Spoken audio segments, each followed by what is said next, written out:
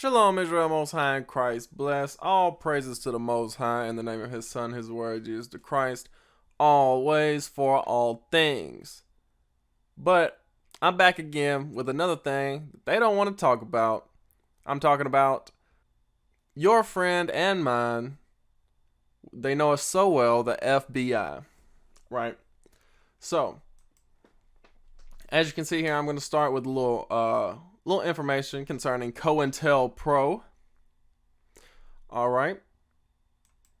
And what that led to, what the FBI did with COINTELPRO. And then, of course, we're going to get into the scriptures on it. But first, let's start with this definition of what COINTELPRO is. COINTELPRO, syllabic abbreviation derived from counterintelligence program. That's all COINTELPRO means. It's just a shortened way of saying counterintelligence program. From 56 to 71. Yeah, okay. Was a series of covert and illegal projects actively conducted by the United States Federal Bureau of Investigation, your friend and mine, the FBI, aimed at surveilling, infiltrating, discrediting, and disrupting domestic American political organizations. Now, it says, it leaves that very broad, and as you see the groups that we go into, like, they say, oh, well, actually, they followed all these different groups. But really what it was about was the Black Power movement, the American Indian movement, and all the different Chicano and Mexican American groups and Puerto Rican groups. So that's what it was about. It was about surveilling Israelites. That's what it was about. What I want to get into is MLK. All right. Let's get into MLK. Because we know he was assassinated, right? On April 4th, 1968. They say it was James Earl Ray who did it, right? That's what they say it was. They say it was just this crazy one white guy named James Earl Ray, right? Let's go into this section called the allegations of conspiracy, right? Because that's what they like to say. They like to say it was just James Earl Ray. It was just that one guy. Don't worry about it. It was just that one guy, James Earl Ray. Ray's lawyers maintained he was a scapegoat, similar to the way that John F. Kennedy's assassination, Lee Harvey Oswald, is seen by conspiracy theorists. You see that right there? So, again, they like to throw around the term conspiracy theorist whenever you actually start digging into the truth. Like, whenever you don't accept what they say, you don't take their word for it, and you start looking into it, they call you a conspiracy theorist. All right? Supporters of this assertion said that Ray's confession was given under pressure and that he had been threatened with the death penalty. They admitted that Ray was a thief and a burglar, but claimed that he had no record of committing violent crimes with a weapon. He had no record of committing violent crimes with a weapon. Listen to this next part. This is the mind trick right here. This is the Jedi mind trick. However, prison records in different U.S. cities have shown that he was incarcerated on numerous occasions for charges of armed robbery. Even though you seen that they admitted he was a thief and a burglar. Armed robbery is being a thief and a burglar. Armed robbery isn't killing people. Armed robbery isn't domestic violence or anything violent. Right? Anyway, I'm going to jump down. Those suspecting a conspiracy in the assassination point to the 2 successive ballistic tests which proved that a rifle similar to Ray's Remington Game Master had been the murder weapon. Those tests did not implicate Ray's specific rifle. You see that right there? So the ballistics tests done show that Ray's rifle was not the one that actually killed MLK. All right? I'm going to jump down. In 2000, the U.S. Department of Justice completed the investigation into Jawor's claims, but did not find evidence to support the allegations about conspiracy. Yeah, I wonder why. The U.S. government said, "Oh, there was no conspiracy done." See, this is crazy. Remember this about the U.S. Department of Justice. All right, because now we're about to get into. Oh yeah, let me jump back up. 2 years later, so this was in 1999, and we're about to read about this here in a minute. 2 years later, King's widow, Coretta Scott King, and the couple's children won a wrongful death claim against Lloyd Jowers, and quote unquote, other unknown conspirators. We're about to read about these other unknown conspirators. Jowers claimed to have received $100,000 to arrange King's assassination. The jury of 6 whites and 6 blacks found in favor of the King family. So this was a jury. This was a court-appointed jury, finding Jowers to be complicit in a conspiracy against King and that government agencies were party to the assassination. So this isn't even a conspiracy theory at this point. This is legal precedent found by a jury that, okay, yeah, I mean, we've seen enough evidence to say that Lloyd Jowers and U.S. government agencies are the ones who actually conspired to kill Dr. King. This is not even a conspiracy at this point. Well, it was a conspiracy, but it's not a theory. According to a jury, they found that this actually happened, that this was the case. All right. But again, the U.S. Department of Justice said, oh, well, there's no conspiracy here. All right, so let's get this article right here. Saying, did you know U.S. government found guilty in conspiracy to assassinate Dr. Martin Luther King Jr.? Though the United States government has wrapped Dr. Martin Luther King Jr.'s legacy in the American flag, waving his words to symbolize racial harmony and the patriotic solidarity, even as institutionalized white supremacy remains embedded in policies detrimental to the very black community he tirelessly strived to uplift, very little is spoken of the fact that a Memphis jury, remember that 6 whites and 6 blacks, found the United States government guilty of conspiring to assassinate Dr. King on the balcony of the Lorraine Motel on April 4th, 1968. After 4 weeks of testimony and over 70 witnesses that were around that hotel, that were around at the time, in a civil trial in Memphis, Tennessee, 12 jurors reached a swift, unanimous verdict. So it was swift and unanimous. Like, after all the evidence, after all the witnesses were presented, they said, yeah, it's pretty obvious. It's pretty obvious what really happened here. On December 8th, 1999, that Dr. King was assassinated as a result of a conspiracy, the New York Times reported at the time. The King family, who filed the civil suit, was awarded $100. And see, that's not, you may say that as, oh, the court only gave them $100. They pushed for that because they said it was not about the money. They just wanted to set the legal precedent that, hey, they conspired against Dr. King to have him killed. They donated the minuscule amount to charity. All right. Lloyd Jowers, owner of Jim's Grill, which was close to the Lorraine Motel, claimed that the shot which killed Dr. King was fired from behind his restaurant and that local, state, and federal U.S. government agencies and the mafia were all involved. So that tells you what goes on here. The mafia is in collusion with the FBI, which is in collusion with the armies, which is in collusion with the police. James Earl Ray, who pleaded guilty to assassinating King, was renting a room above Jowers' establishment and was allegedly an unwitting scapegoat, right? He was a patsy, as they like to say. I'm going to jump down. According to the U.S. Department of Justice, which painstakingly attempted to dismantle Jowers' claims and the mountain of evidence presented in the Memphis trial, Jowers insisted that a Memphis produce dealer who was involved with the mafia gave Jowers $100,000 to hire an assassin and assured him that the police would not be at the scene of the shooting. Jowers also reported that he hired a hitman to shoot Dr. King from behind Jim's Grill and received the murder weapon prior to the killing from someone that with a name sounding like Raoul. Jowers further maintained that James Earl Ray did not shoot Dr. King, and he did not believe Ray knowingly participated in the conspiracy. Right, and if you look into it, James Earl Ray was like a getaway driver. That was his role in the whole situation. And then Coretta Scott King has this whole quote about the importance of the truth coming out, right? But I want to skip down to her son.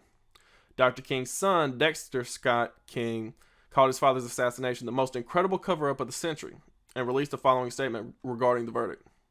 We can say that because of the evidence and information obtained in Memphis, we believe that this case is over. This is a period in the chapter, he said. This is done. We constantly hear reports which trouble me that this verdict creates more questions than answers. That is totally false. Anyone who sat in sat in on almost 4 weeks of testimony with over 70 witnesses, credible witnesses, I might add, from several judges to other very credible witnesses, would know that the truth is here. He said, if you were in this courtroom and you saw all the evidence that was mounted against all these different agencies, then you would believe it as well. It is no conspiracy. This is just fact. I mean, it was I keep saying that because the word conspiracy has this connotation to it. It was a conspiracy, but it's not a theory. It just is what it was. It was a conspiracy to kill Dr. King. The question now is, what will you do with that? We as a family have done our part. We have carried this mantle for as long as we can carry it. We know what happened. It is on public record. The transcripts will be available. We will make them available on the web at some point. Any serious researcher who wants to know what happened can find out. All right. So, King's other children, Martin Luther King III and Bernice King, also expressed relief at the verdict. Author, political historian, and theologian Jim Douglas said that the truth was in that Memphis courtroom in '99, but barely anyone was there to meet it face to face. All right, so I'm going to jump down.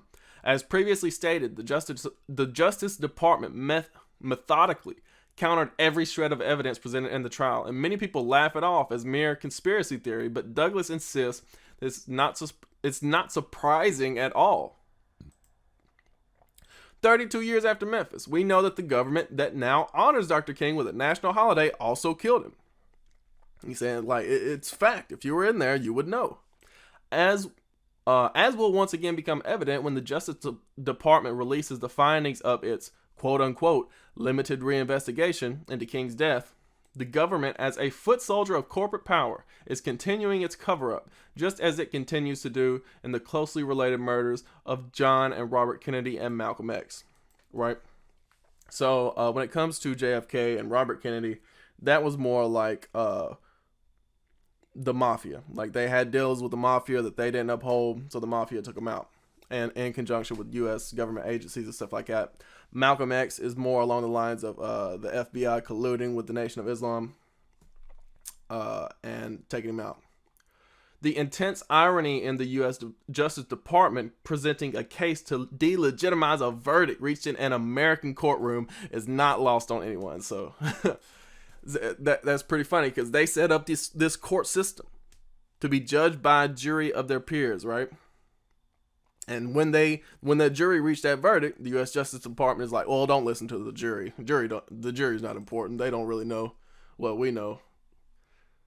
So, with that,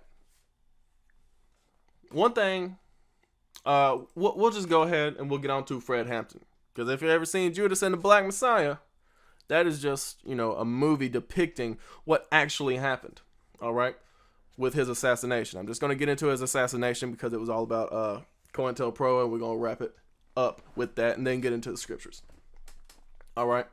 So the prelude. I'm not going to read all this, but I am going to get into some of it. All right. So, as part of the larger COINTELPRO operation, the FBI was determined to prevent any improvement in the effectiveness of the BPP leadership, right? So, this paragraph is just talking about how there was a shootout in Chicago while Fred Hampton was in California, right? And so after that shootout, where you had a couple people die on both sides, the FBI said, man, to hell with this. We got to kill Fred Hampton, even though Fred Hampton was not in Chicago at the time. They just knew that he was the leader of the Black Panther Party. And if you take out the leader, the rest will follow suit. The FBI orchestrated an armed raid with the Chicago police and Cook County state attorneys on Hampton's Chicago apartment. All right. And then it just says that they obtained information and a search warrant to do this, to carry this out.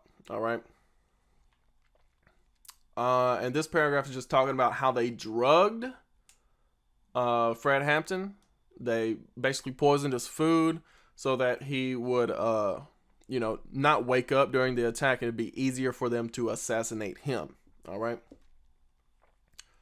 So let's talk about the raid. The office of Cook County State Attorney Edward Hanrahan organized the raid using officers attached to his office. Hampton had recently strongly criticized Hanrahan, saying that Hanrahan's talk about a war on gangs was really rhetoric used to enable him to carry out a war on black youth. And as you can see, that's exactly what it was. Because it's not like the Black Panther Party was a gang. At 4 a.m., the heavily armed police team arrived at the site, divided into 2 teams. 8 for the front of the building and 6 for the rear. At 4:45 a.m., they stormed the apartment. Mark Clark, sitting in the front of the apartment with a shotgun in his lap, was on security duty. The police shot him in the chest, killing him instantly. An alternative account said that Clark answered the door and police immediately shot him. Either way, Clark's gun discharged once into the ceiling. This single round was fired when he suffered a reflexive death convulsion after being shot. This was the only shot fired by the Panthers. So this is very reminiscent of the massacre at Wounded Knee, where it was not, they considered that a battle. It was not even a battle. This raid was nowhere near a battle. This was a massacre. Hampton, drugged by barbiturates, was sleeping on a mattress in a bedroom with Johnson, who was 9 months pregnant with their child. So this is how wicked they are. Again, like I said, massacre on Wounded Knee. They don't care if it's women and children involved. They're going to come in there and they're going to tear people up. Police officers removed her from the room while Hampton lay unconscious in bed. Then the raiding team fired at the head of the south bedroom. Hampton was wounded in the shoulder by the shooting. According to the National Archives and Records Administration, upon that discovery, an officer shot him twice in his head and killed him. All right. And this is the fellow Black Panther Harold Bell said that he heard the following exchange, and this is quotes from the Raiders. Right. That's Fred Hampton. Is he dead? Bring him out. He's barely alive. He'll make it. The injured Panthers said they heard 2 shots. According to Hampton supporters, the shots were fired point blank in Hampton's head. According to Johnson, an officer then said he's good and dead now. And you see that in the movie, in that scene in the movie. All right. But this is recollection. This is recollection on real events. That movie was inspired by true events. It was not dramatized. That's what actually happened. All right. So I'm gonna jump down. The 7 Panthers who survived the raid were indicted by a grand jury on charges of attempted murder, armed violence, and other weapons charges. These charges were subsequently dropped. During the trial, the Chicago Police Department claimed that the Panthers were the first to fire shots, but a later investigation found that the Chicago police fired between 90 and 99 shots, while the only Panther shot was from Clark's dropped shotgun. So they lied. They said, oh, we heard gunshots. That's why we started shooting. No. It's not what happened at all. They went in there and just started blasting. All right. After the raid, the apartment was left unguarded. The Panthers sent some members to investigate, accompanied by videographer Mike Gray and stills photographer Norris McNamara to document the scene. This footage was instrumental in proving the raid was an assassination. The footage was later released as part of the 1971 documentary The Murder of Fred Hampton. After a break-in at the FBI office in Pennsylvania, the existence of COINTELPRO, an illegal counterintelligence program, was revealed and reported. With this program revealed, many activists and others began to suspect the police raid and Hampton's killing were conducted under this program. One of the documents released after the break-in was a floor plan of Hampton's apartment.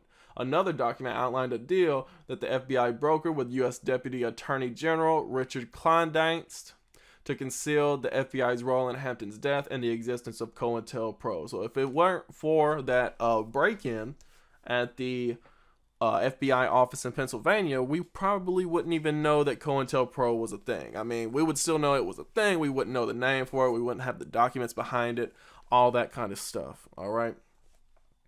So this is the type of stuff they do. And again, they try to say, well, we didn't kill MLK, but it's plain and clear that they did this to Fred Hampton. Why wouldn't they do this to MLK? Because this was in 1969. The MLK assassination was in 1968. So why would it be any different? Why would it be any different? But anyway, let's get into the scriptures. Let's get into the scriptures on this. All right. I'm going to start with Psalms 83. Keep not thou silence, O God. Hold not thy peace, and be not still, O God. For lo, thine enemies make a tumult, and they that hate thee have lifted up the head. They have taken crafty counsel against thy people, and consulted against thy hidden ones. That's what that is. That's crafty counsel. Them FBI, they sit in a meeting. They be like, okay, we see what the New Left is doing. We see what the Black Panther Party is doing. We see what the Young Lords are doing. The American Indian Movement are doing. What SNCC is doing. We got to go in and we got to stop them. How do we stop them? And then somebody raised their hand and say, well, we could assassinate Fred Hampton. We'll drug his food and all that kind of stuff. And they say, yes, we like that idea. Let's do that. Oh, we could assassinate MLK. Well, we know he's going to be in Memphis talking to sanitation workers. Let's go ahead and let's do that. I know this spot. It'll be great for it. We can see the hotel and everything. That's what they do. That's crafty counsel. They have said, come and let us cut them off from being a nation, that the name of Israel may be no more in remembrance. And that's the point right there. So that these people don't influence the Israelites to wake up. That's the point. Because it's not like Fred Hampton or MLK was necessarily like all the way in the truth. But they were still moving the people. And Esau gets really scared whenever they see Israel moving in large numbers. They get really scared. It doesn't even matter if we're in righteousness. They get really scared whenever they see that you can move the people.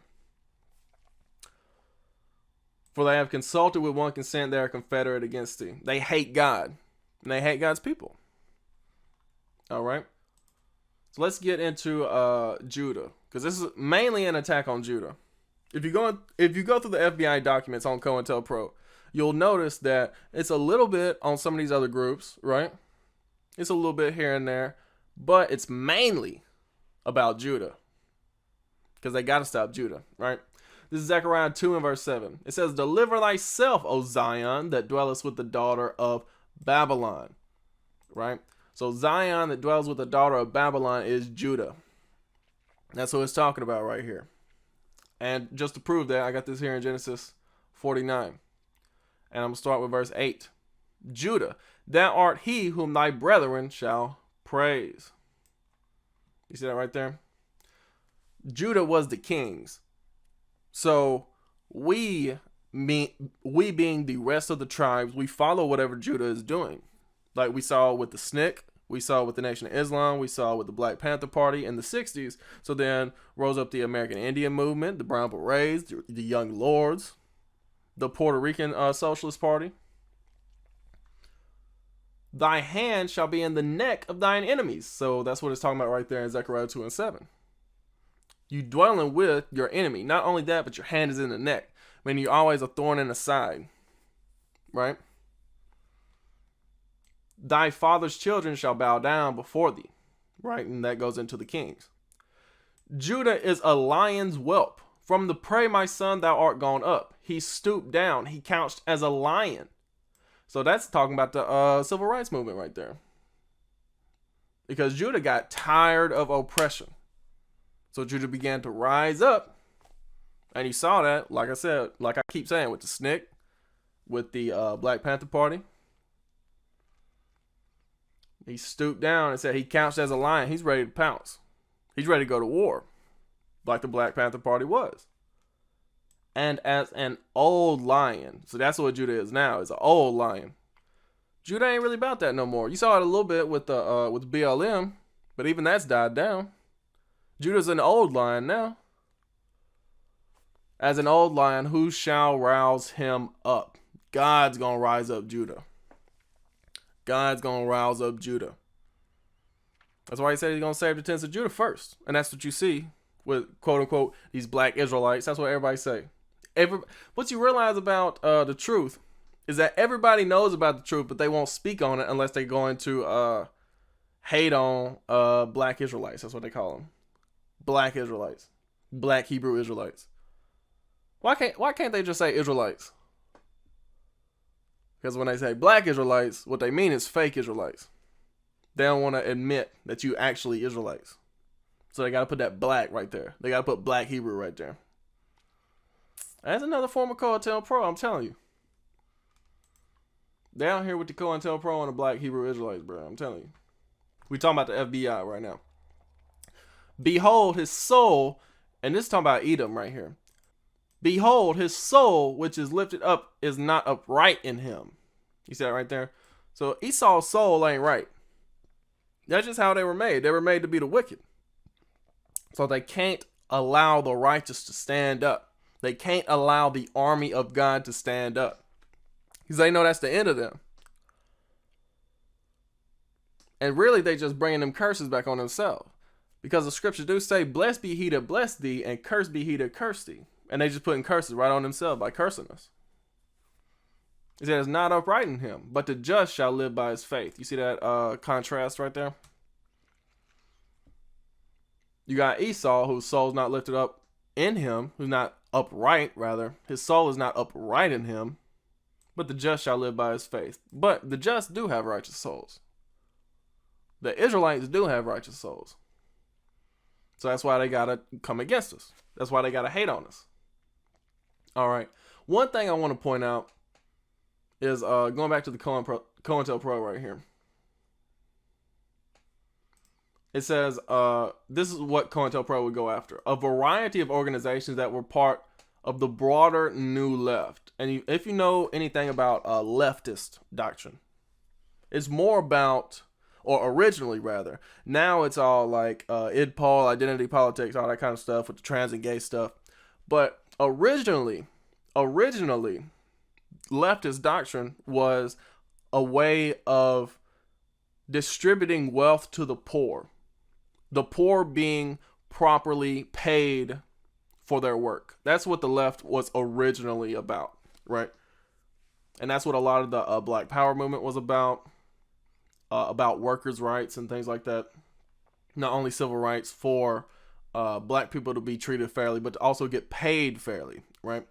That's what the United Farm Workers, this was Issachar, right? Mexicans. Okay.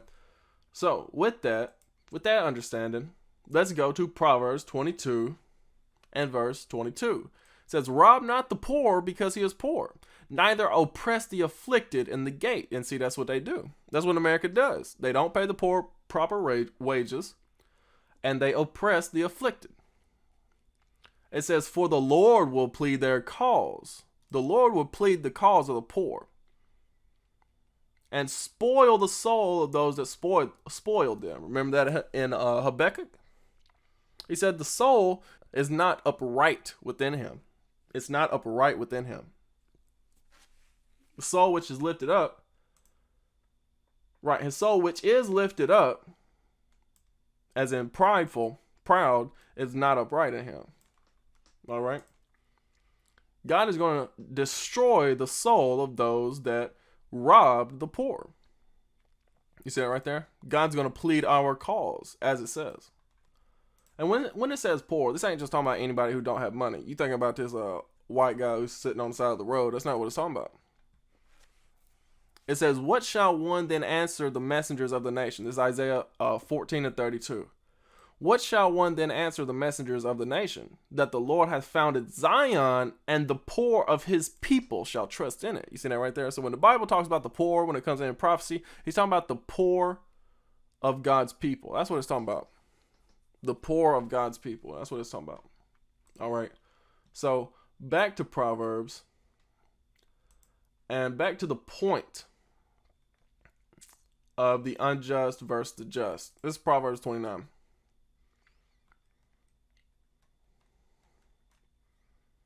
It says, this is going back to Habakkuk, right?